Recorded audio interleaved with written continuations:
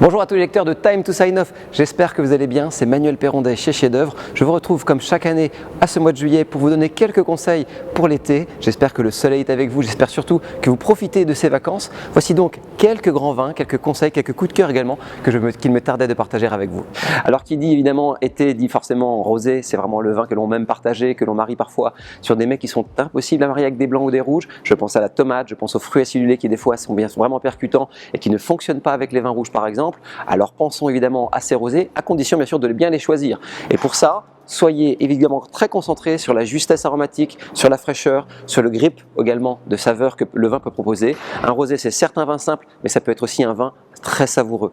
Là, vous avez par exemple la cuvée Faustine de Jean-Charles Abatucci qui, c'est bien connu, est un des meilleurs auteurs de l'île de Beauté. Et bien là, vous avez une interprétation extrêmement précise, extrêmement savoureuse d'un vin qui peut marcher sur plein de plats. Pensez au gazpacho, au plat un peu tomaté, à tout ce qui respire un petit peu l'Italie ou l'origan. Tout ça fonctionne évidemment très bien avec ce genre de préparation.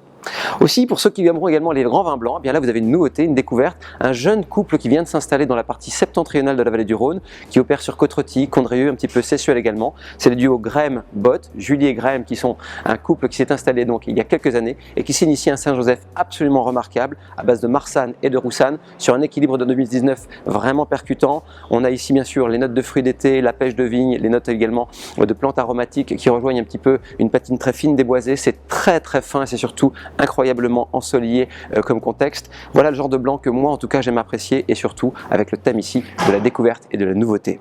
Ceux qui aiment les vins rouges bien sûr ne seront pas en reste dans cette sélection puisque j'ai voulu mettre bien sûr le cap sur le sud de la France. Pensez à ces cépages méditerranéens qui parfois peuvent être épicés, chocolatés, des fois un petit peu puissants également, comme le Mourvèdre. Et bien là, vous avez une lecture extrêmement contemporaine proposée par Xavier Brojoux au domaine des Terrasses d'Élise, qui fait des grands vins avec beaucoup de finesse d'un côté, une vraie finesse tactile, et aussi ce relief un petit peu épicé, chocolaté, avec ce fruit cuit également à l'intérieur. Tout ça sans lourdeur. C'est une prouesse de réaliser ça dans le Languedoc, mais c'est aussi certainement le nouveau visage de cette région. Pensez bien sûr à creuser dans cette région qui est un vivier de jeunes talents et surtout de plaisir similaire à celui-ci.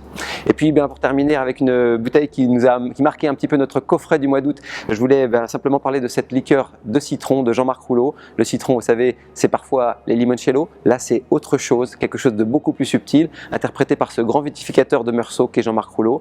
Vous avez ici dans cette liqueur un équilibre sidérant avec des notes bien sûr de cédrat, d'agrumes et bien sûr aussi des petites touches un petit peu plus de genièvre que les amateurs de gin apprécieront particulièrement. Cette liqueur a un équilibre remarquable et surtout très peu de sucre en sensation. Ça fait partie évidemment de ces beaux plaisirs de fin de soirée qui peuvent certainement illuminer une belle soirée entre amis.